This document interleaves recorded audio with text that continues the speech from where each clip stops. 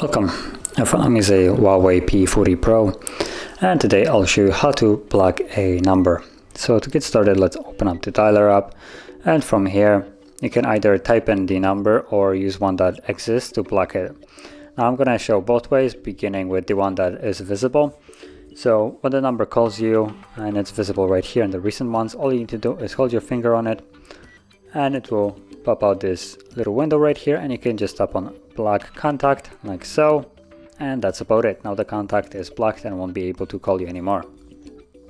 Now if you want to do it a different way, by inputting the number, because it for instance didn't call you yet, you can go into the three dots right there, then blocked, manage blocked rule, or not rule, I mean where is it, settings, I think right here, and blacklist, and then tap on add a number and add manually, and there we go, it pops out the